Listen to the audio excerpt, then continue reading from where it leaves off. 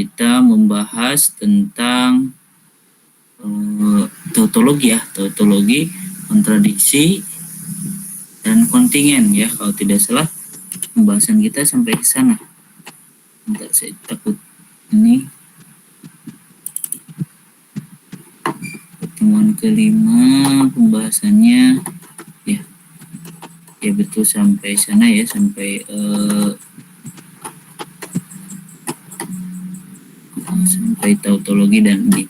Oke, untuk pertemuan sekarang kita akan masuk tentang sama, masih mengevaluasi argumen, cuman dengan cara yang berbeda. Ya, sebelum kita melanjutkan perkuliahan, langkah lebih baiknya kita berdoa terlebih dahulu. Berdoa dimulai.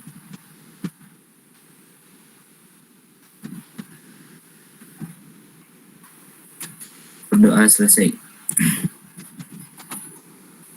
Oke, saya akan tampilkan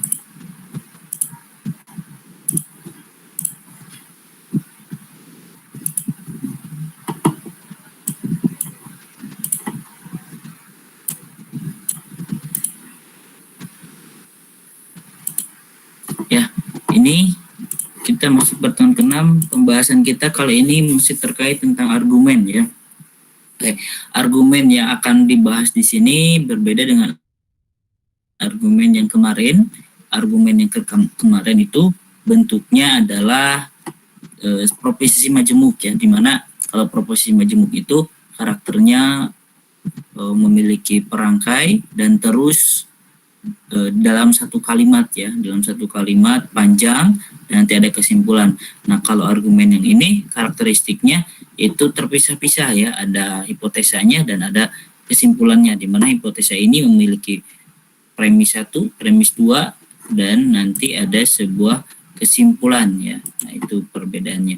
Nah, semua kalimat tersebut, nah jadi di sini kita memiliki karakteristik yang berbeda ya dengan yang kemarin argumennya.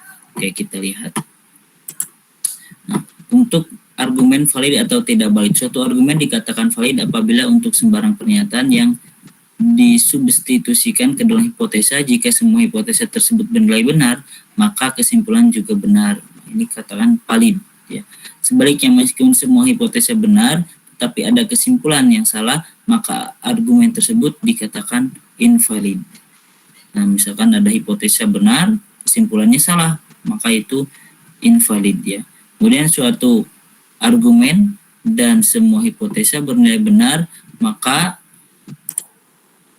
kebenaran nilai konklusi dikatakan sebagai diinferensikan, diturunkan dari kebenaran hipotesa ya. Dari ya, memang yang namanya konklusi kemarin juga sudah kita bahas, itu berasal dari premisnya ya, atau dari hipotesanya ya. Jadi premis itu bisa dikatakan sebuah hipotesa yang di sini itu ya, atau nama lainnya ya premis ya, berarti memang pernyataan yang benar atau salah ya. Kemudian nanti ada sebuah konklusi, di mana konklusi tersebut ada kesimpulan.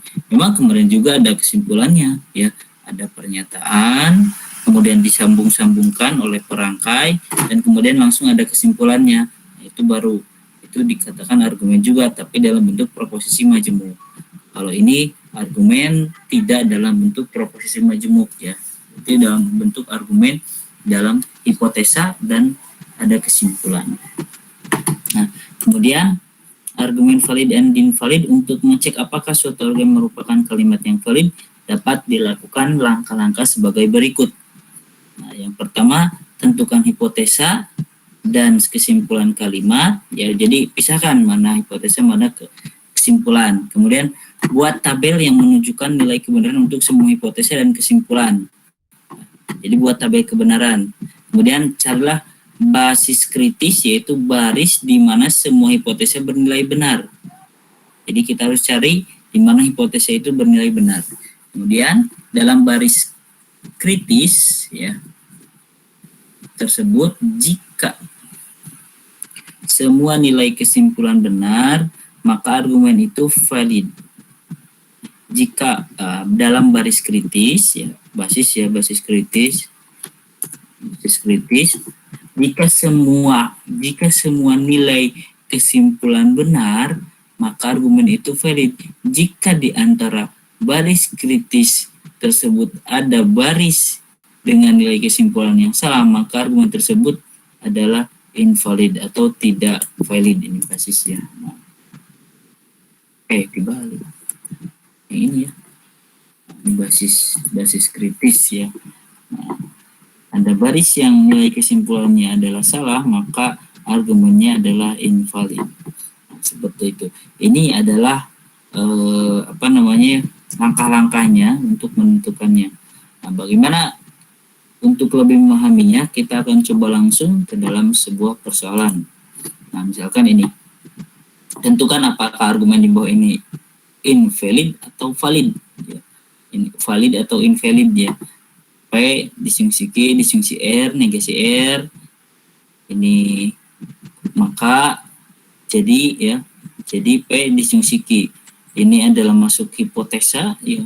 Ini adalah konklusi, di mana ini premis satu, ini premis kedua, dan ini adalah konklusi. Nah, ini beda ya karakteristiknya. Kalau yang kemarin panjang ya. Kalau kemarin kan bentuknya seperti ini misalkan ya. Jadi tanpa ada ke bawah gitu, hanya satu. Kira aja sepanjang, kesimpulannya apa gitu. Nah, kalau misalkan berbentuknya panjang, ya kita lihat misalkan ini tidak ada ya, tidak ada yang ini, ya, hanya berbentuk ini saja misalkan ya. Ini panjang misalkan dengan I lagi atau Q lagi, kemudian disjungsi R misalkan. Nah, kalau yang seperti ini tidak perlu menggunakan aturan seperti ini ataupun rumus yang ini gitu ya. Kita tidak perlu menggunakan mencari nilai kebenaran argumennya dengan cara yang ini. Nah, aturan yang ini.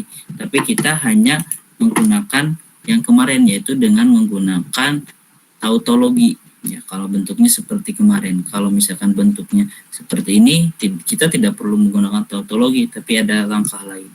Oke, untuk lebih jelasnya kita akan coba lakukan analisis ya. Langkah yang pertama, kita ada dua hipotesis. Hipotesa yang pertama P disjungsi Q disjungsi R dan negasi R. Ini adalah hipotesa yang ataupun premis pertama, dan ini adalah premis kedua, negasi R-nya. Atau kita simpulkan bahwa keduanya adalah hipotesa. Kemudian ada kesimpulan P disjungsi Q. Nah, ini dia. Ini hipotesa sampai sini. Ini kelihatan ya, ada batasnya, pasti bentuknya seperti ini ya. Ada batasnya, sudah jelas. Ini hipotesa, ini kesimpulan. Oke. Kemudian tabel kebenaran dari hipotesa tersebut ya adalah sebagai berikut. Baris ke 1, 2, 3, 4, 5, 6, 7, 8. Karena ada 3, berarti kita otomatis ada 8 ya. Nah, kita lihat yang pertama P Q disjungsi Q ya, ini dulu ya, dimana kita S dengan S ya. Ini I, nah ini dengan S sisanya adalah benar. Nah, ini juga sama. Kemudian P disjungsi QR, P disjungsi QR, berarti ini B, tinggal cari yang SS ada enggak? Yang terakhir SS, ini dia. Selain itu adalah benar. Kemudian negasi R ya, negasi R, berarti kita kebalikan dari sini. SB, SB, SB, SB. Oke. Kemudian yang terakhir adalah kesimpulan P disjungsi Q. P yang ini berarti disjungsi itu adalah SSS ya, berarti ada di yang terakhir nih, ini dia dan ini dia yes. Nah, oke. Kita sudah membuat tabel kebenaran yang ini. Nah, selanjutnya adalah kita akan melihat kita sudah membuat tabel kebenaran, sudah carilah baris kritis, itu baris di mana semua hipotesa bernilai benar. Hipotesa bernilai benar. Kita cek hipotesa bernilai benar. Berarti hipotesa itu yang ini dengan yang ini. Ini dengan ini. Berarti kita kasih tanda, berarti ini adalah hipotesa. Kita kasih tanda warna merah. Nah, ini adalah hipotesa ya. Nah, hipotesanya ini.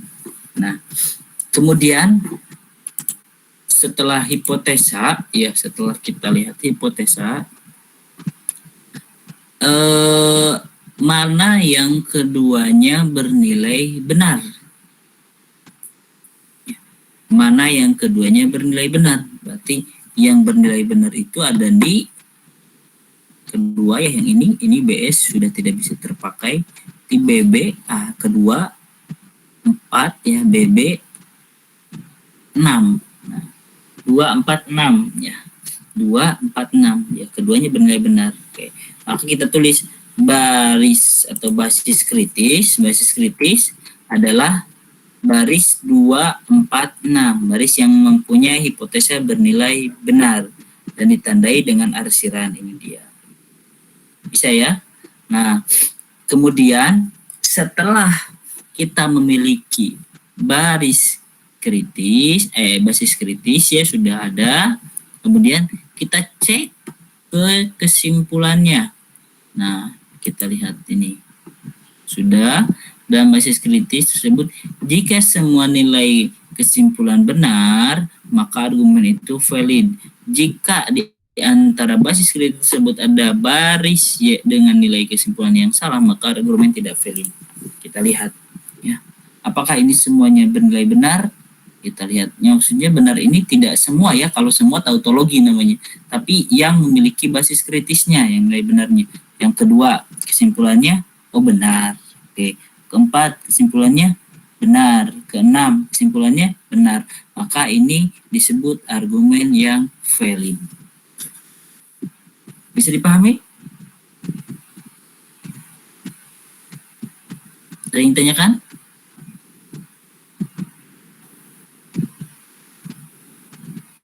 Paham?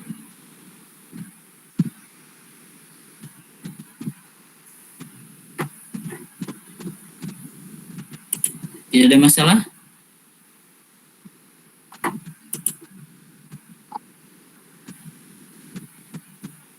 Bagaimana? Ada masalah barangkali? Tidak ada? Bisa? Oke, sepertinya tidak ada masalah ya. Oke, kita coba lanjut yang kedua dulu. Oke. Ini ada contohnya lagi, yang kedua P implikasi Q disjungsi negasi R, Q implikasi P konjungsi R, P implikasi R. Oke, kita lihat. Kita sudah buat hipotesanya, kita pisahkan, konklusinya kita pisahkan ya. Kemudian ini tabel kebenarannya. Baris ke-1, kedua, ketiga, 4, 5, 6, 7, 8 ya. Sama karena ada 3. Nah, kemudian kita lihat yang pertama adalah ini dulu, P implikasi Q disjungsi negasi R. Ya, berarti ini dia. Ini sudah ya. Oke. Kemudian negasi Q implikasi P konjungsi R, berarti ini. Oke, kita kasih tanda dulu untuk ininya, untuk hipotesanya ya. Dan boleh juga kalau kita mau kasih tanda yang ini, misalkan biar ada beda ya, kelihatan. Oke, ini kita kasih tanda biru lah. Nah, ini yang akan menjadi acuan kita. Ya, kita tidak perlu memperhatikan yang lain. Karena kan yang diceritakan juga hipotesa yang harus diperhatikannya ya. Jadi kalau yang P QR-nya tidak perlu dilihat ya. Pak, ini B juga Pak. Ini B semua nih. Tidak perlu dilihat yang ininya. Tapi yang hipotesanya. Nah, kita lihat langkah yang pertama adalah baris kritis. Baris kritis itu ketika keduanya bernilai benar. Itu ada di 1, ini dia. 2 sama hente ya, ada S-nya. 3 juga hente. Keempat BB. Kemudian kelima tidak juga, keenam tidak, ketujuh, ke-8. Nah, tentukan baris kritisnya sudah ada ya, ini sudah dikasih tanda. Nah, kemudian selanjutnya adalah mengecek ya apakah kesimpulannya bernilai benar atau salah. Nah, kita cek. Yang ke-1 kesimpulannya benar, keempat bernilai salah, ketujuh bernilai benar, kedelapan bernilai benar. Nah, karena di sini ada satu kesimpulan yang bernilai salah, maka argumen tersebut invalid dan tidak bisa, atau misalkan tidak valid ya, seperti itu. Jadi karena hanya ada satu yang memang tidak ini salah kesimpulannya, maka ini mewakili keseluruhan menjadi tidak valid. Ya. Itu berlaku apabila misalkan ketujuhnya sudah benar, kesimpulannya ada satu saja kesimpulan yang bernilai salah, maka itu akan menjadi salah ya, seperti itu. Bisa dipahami ya dari kedua contoh itu? Ada yang ingin ditanyakan?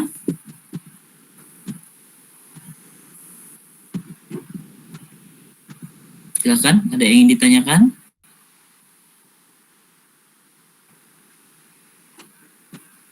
Bisa semuanya?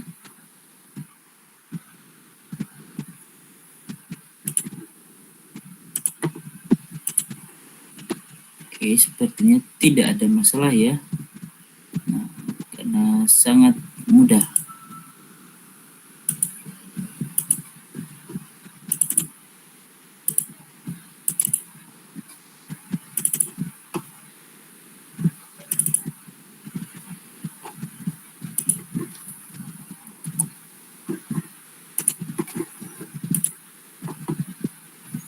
Oke, tidak ada masalah.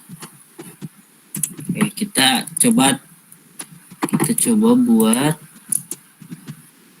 permasalahan yang sederhana ya. Kita buat contoh yang lain yang sederhana. Misalkan kita buat contohnya yang lebih baik, misalkan ini ya.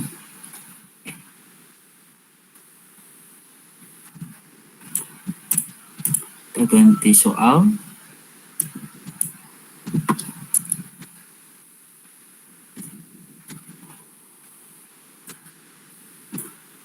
Oke, kita ganti soal. Misalkan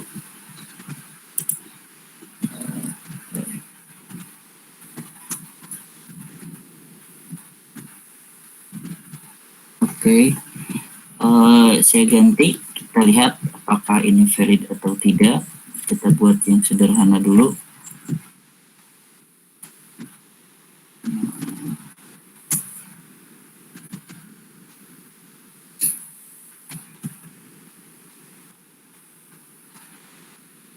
Nah, contohnya seperti ini misalkan. Nah, kita lihat apakah ini valid atau tidak. Ya. Oke, kita akan buat tabel kebenarannya. Kita akan cek. Kan katanya Q atau R, bukan R. Berarti Q ya. Kira-kira benar kan kalau misalkan pilihan ya, Q atau R? Tidak R, berarti Q. Nah, apakah kita cek dengan tabel kebenaran ini benar atau tidak gitu ya. Kita lihat. Seperti ini kita butuh ya. Di sini Q. Ini R, ini misalkan ada 4 ya, BSS, kemudian bukan R, SB,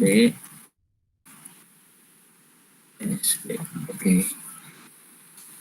Misalkan biar tidak bingung karena ini dari polisi, tapi tidak jadi masalah, nggak apa-apa ya. Nah, kemudian ini Q disjungsi R. Disjungsi R. Oke. Kalau kita lihat disjungsi itu SSS ya, selain itu adalah benar, salah. Nah, kemudian kesimpulannya adalah Q. Oke, untuk tidak bingung ya, saya alihkan negasi R-nya di sebelah sini. Dan untuk tidak bingung juga, Tentunya bisa langsung, kalau misalnya kita teliti bisa langsung juga, tapi cuman untuk takutnya liar gitu ya, bingung, saya buat tambahan ini dulu. Saya buat tambahan satu lagi untuk key ya, maksudnya kita melihat mana yang menjadi acuan ya. Nah ini kan pertama ini premis 1 ya, ini premis 1, ini adalah premis 2, premis 2.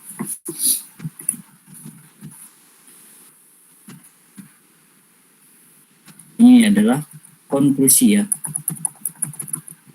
konklusi. Oke, nah kita lihat yang pertama itu adalah ini, kita kasih tanda, ini adalah yang menjadi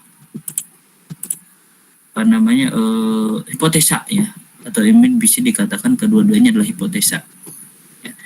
Kita lihat yang bernilai benar itu ada di, atau basis kritisnya, cek dulu baris kritis itu ada di kedua ya. Nah, ini dia baris kritis ya, baris kritis ada di kedua.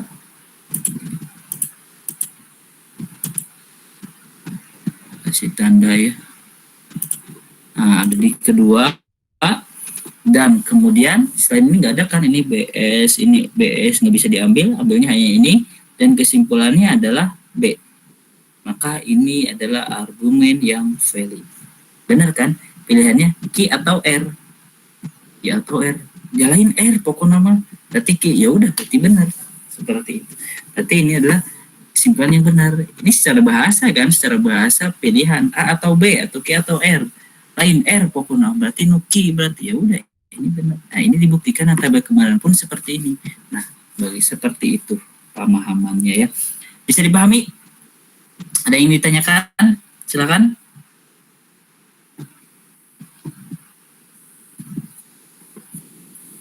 Tidak ada? Bisa mengikutinya?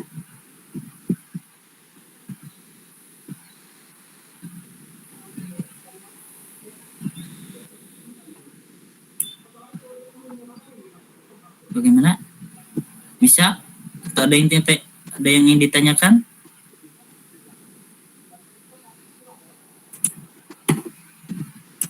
Bisa ya, oke, kayaknya tidak ada masalah ya. Oke, itu adalah cara memeriksa validitas atau valid tidaknya sebuah argumen ya. Jadi caranya dengan tabel kebenaran dan dilihat baris kritisnya, dan kemudian dilihat dari kesimpulannya juga ya. Jadi kalau kesimpulannya benar, maka itu akan menghasilkan argumen yang valid ya, kalau misalkan dari sebuah baris kritisnya. Oke, itu adalah untuk mengecek validitas argumen. Kemudian selanjutnya kita akan membahas tentang metode-metode inferensi. Nah, metode-metode inferensi ini yaitu teknik untuk menurunkan kesimpulan konklusi berdasarkan hipotesa yang ada tanpa harus menggunakan tabel kebenaran. Nah, ini kalau tadi mengecek ya, tidaknya, jadi ini mah diturunkan tanpa harus menggunakan tabel kebenaran. Jadi tidak perlu dicek lagi ya. Beberapa metode inferensi untuk menentukan kevalidan adalah sebagai berikut. Yang pertama adalah modus ponens, di mana dulu pernah kita bahas tentang ini ya. Nah, ini dia. P implikasi Q, P, maka kesimpulannya adalah Q. Ini kalau misalkan penasaran, kita ingin lihat, cek, boleh dicek. Ya, kalaupun mau dicek, silakan ya kalau misalkan.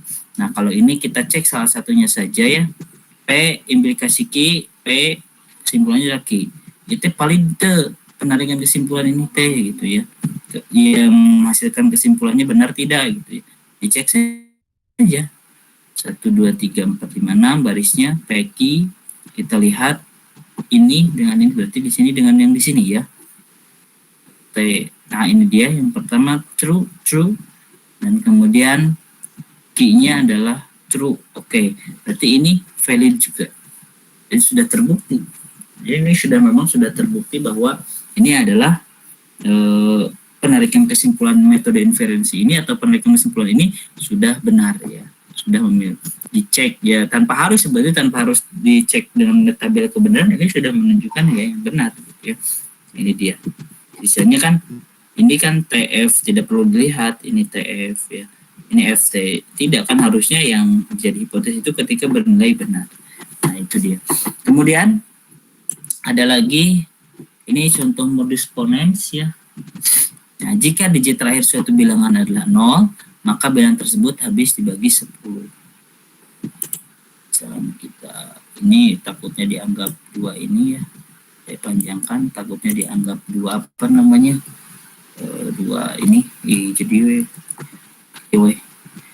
ya. Ini premis ke-1, premis kedua, dan ini kesimpulannya.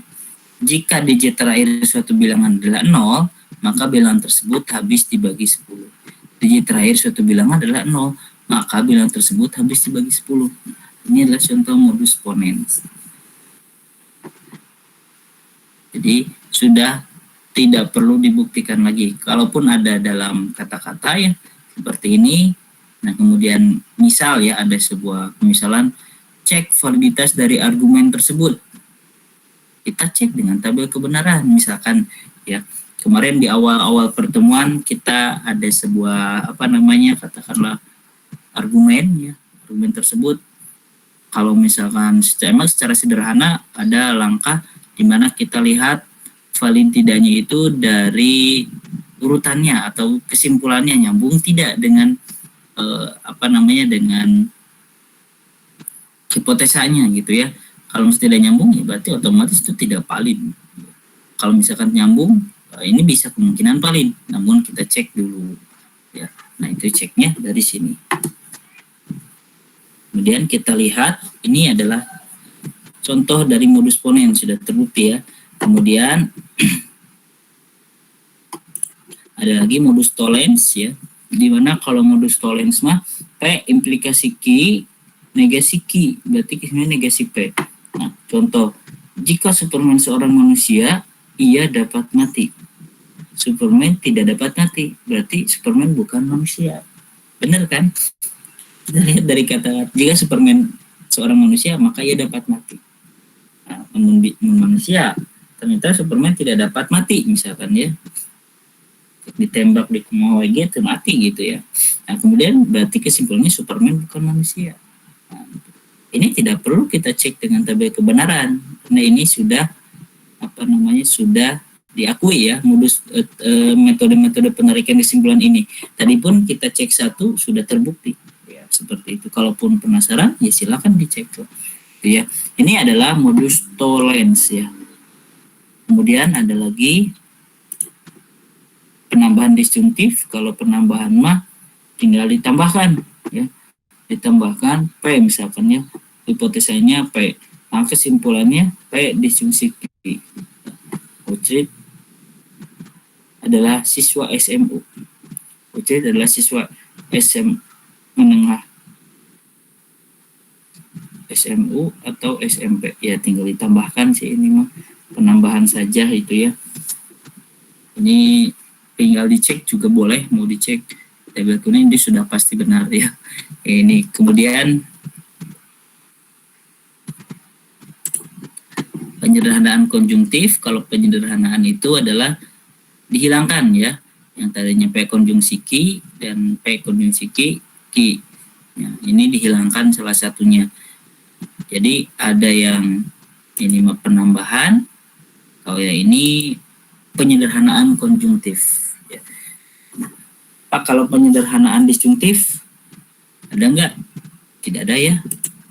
Jadi yang adanya juga penambahan disjungtif dan penyederhanaan konjungtif. Kalau penambahan konjungtif tidak ada, ya, tidak ada seperti itu. Kemudian ini mungkin contohnya sudah jelas ya. Kemudian ada lagi silogisme disjungtif, di mana kalau silogisme disjungtif itu disjungtif dari kata-katanya juga sudah jelas ya. Berarti ini seperti yang tadi, yang awal yang di atas ya. Yang tadi dicontohkan P atau Q, bukan P berarti Q jawabannya. P atau Q, bukan Q berarti P jawabannya. Karena sebuah pilihan yang tadi dijelaskan di awal ya. Nah, ini contohnya. Kunci kamarku ada di sakuku atau tertinggal di rumah. Kunci kamarku tidak ada di sakuku, berarti tertinggal di rumah gitu. Nah, itu dia. Kemudian ada lagi silogisme hipotesis, di mana P implikasi Q implikasi R, maka kesimpulannya P implikasi R. Q-nya hilang ya. Jika 18.486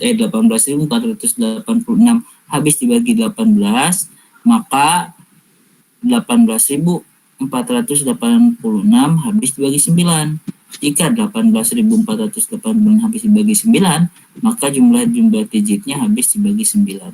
Jadi kesimpulannya ini, jika ini maka ini. Nah, jumlahnya digitnya habis dibagi 9. Nah, seperti itu.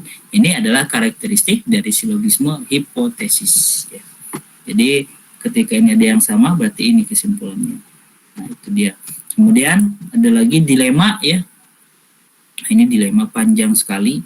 Kita lihat kalau dilema karakternya seperti ini. P disjungsi Q, P implikasi R, Q implikasi R, dan kesimpulannya adalah R. Nah, kita contohkan, nanti malam Adi mengajak saya nonton ataupun mengajak saya makan di restoran. Oh, ini saya tambahkan. Nah, kemudian jika Adi mengajak saya nonton, maka saya akan senang. Jika Adi mengajak saya makan di restoran, maka akan senang. Kesimpulannya, nanti malam saya akan senang. Nah, jadi kesimpulannya ini. Ya. Jadi ek nonton bunga, ek makan juga bunga. Kan ada pilihan ya, Adi mengajak saya nonton atau makan di restoran. Kemudian diajak nonton, senang. Diajak makan, senang. Maka kesimpulannya, ya senang gitu nanti malam. Nah, seperti ini. Ini adalah contoh dari dilema. Jadi karakteristiknya seperti ini. Jadi ketika ada sebuah argumen, misalkan kesimpulannya belum ada ya, ada buah hipotesa ya.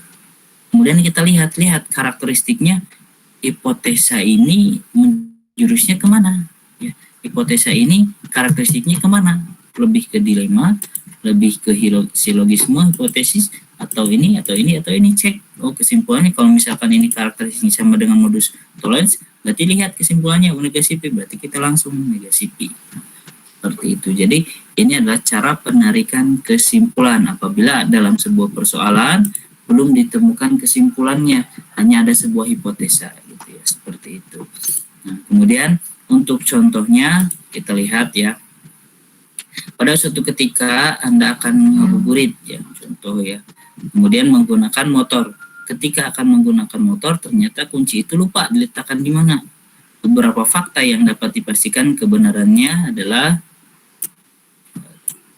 jika kunci motor ada di dekat meja TV, maka aku pasti meletakkannya di meja dekat TV ketika menonton TV. Yang kedua, kunci motor tidak ada di meja dekat TV. Kemudian aku meletakkan di meja tamu ketika membaca koran, atau aku meletakkannya di meja TV ketika aku menonton TV. Nah, jadi di mana kunci itu sebenarnya ada? Ini ada beberapa fakta ya, ada tiga kemungkinan, 3 fakta yang memang harus kita teliti ya. Oke, kita lihat. Yang pertama, jika kunci motor ada di dekat meja TV, maka aku meletakkannya di meja TV ketika menonton TV. Berarti berarti misalkan P, maka Q ya. Kemudian kunci motor tidak ada di meja dekat TV. Ya, tidak ada. Berarti sebetulnya ya, ini kesimpulan terakhir ya. Nah, aku meletakkan di meja tamu ketika membaca koran, atau aku meletakkan di meja dekat TV ketika menonton TV. Secara sederhana kita bisa langsung melihat ini adalah yang mudah ya. Ini contoh yang mudah, di mana ini kan sebuah pilihan nantinya kesimpulannya. Oh, berarti kesimpulan iya.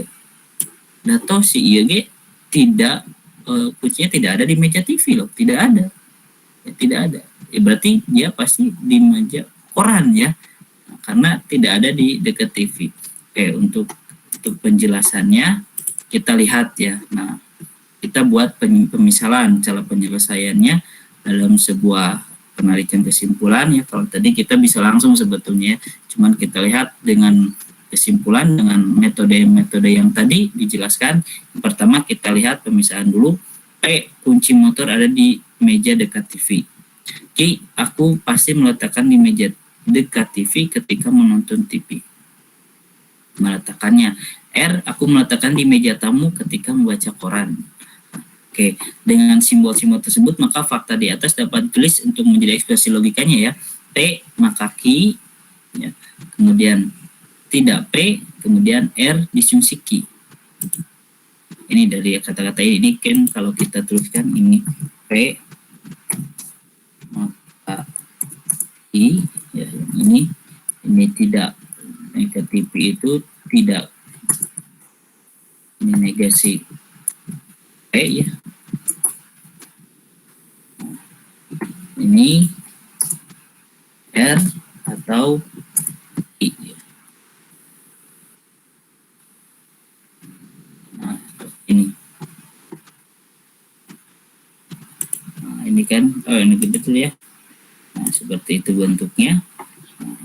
Nah, kemudian kita coba akan melakukan sebuah penarikan kesimpulan dengan menggunakan metode-metode inferensi logika. Kita lihat P implikasi Q fakta 1, negasi P fakta 2 atau bisa hipotesa ya, sama dengan hipotesa di sini, dan ini kesimpulannya. Maka kalau kita lihat P implikasi Q negasi P, maka kita lihat ini karakteristiknya apa ya? Oh, ini masuk ke modus tollens ya, dimana kita akan menulisnya menjadi kesimpulan negasi Q. Ya, sesuai dengan modus tollens kesimpulannya. Ini kan belum ada kesimpulannya kan? Nah, kesimpulannya adalah modus tollens, yaitu menghasilkan negasi Q. Langkah yang kedua, fakta ketiga adalah R disjungsi Q. Kemudian hasil dari modus tollens kita sebutin ke sini, negasi Q. Modus tollens. Berarti metode silogisme disjungtif di mana R atau Q tidak Q berarti R. Jadi kesimpulannya aku meletakkannya di meja tamu ketika membaca koran. Nah, seperti itu caranya. Cara menarik sebuah kesimpulan ya. Bisa dipahami? Jadi ada langkah-langkahnya. Ini kita lihat, sesuaikan. Oh, ini seperti ini ya, P implikasi Q negasi Q. P implikasi Q. Nah, ini dia modus tollens. Kalau misalnya kita menggunakan modus ini tidak sesuai karena di sininya adalah tidak negasi. Kalau ini adalah negasi. Seperti itu. Nah, itu adalah cara dalam penarikan kesimpulan. Nah, yang ini berarti kita lihat karakteristiknya ini disjungtif. Kita lihat saja disjungtif di mana ya? Disjungtif. Nah, ini konjungtif, penyederhanaan. Ini bukan juga. Ini bukan juga. Nah, kita lihat di sebelah mana? Kita lihat Popeye, oh yang ini berarti ada di sini. Ini karakteristiknya sama dengan yang ini. Kita tinggal tulis di sini adalah metode silogisme disjungtif ya, pengambilan kesimpulannya, yaitu R ya. Jadi kalau kita lihat bahwa yang namanya R adalah aku meletakkannya di meja tamu ketika membaca koran. Ya. Meja tamu ketika membaca koran, seperti itu. Itu mungkin ada yang ditanyakan dari penarikan kesimpulan? Silakan.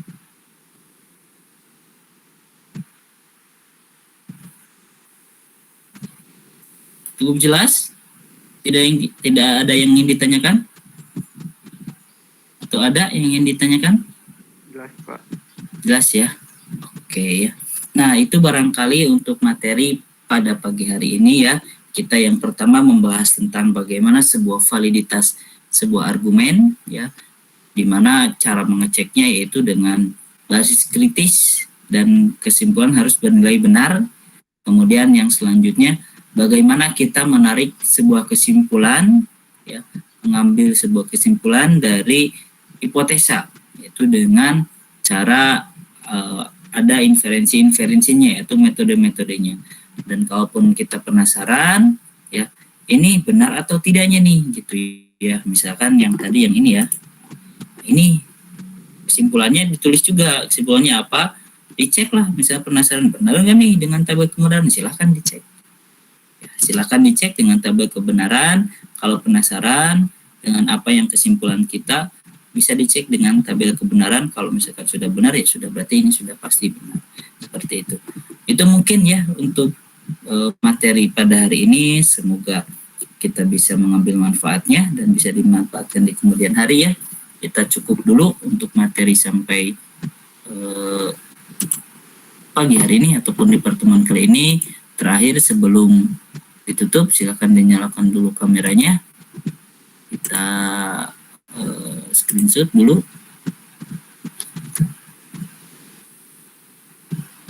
1, 2. Oke. 1, 2, 3. Ya, itu saja dulu ya untuk pertemuan kali ini. Kita tutup dengan bacaan hamdalah. Alhamdulillahirabbil alamin. Subhanakallahumma wa bihamdika asyhadu an la ilaha illa anta astaghfiruka wa atubu ilaik. Wassalamualaikum warahmatullahi wabarakatuh. Waalaikumsalam warahmatullahi wabarakatuh.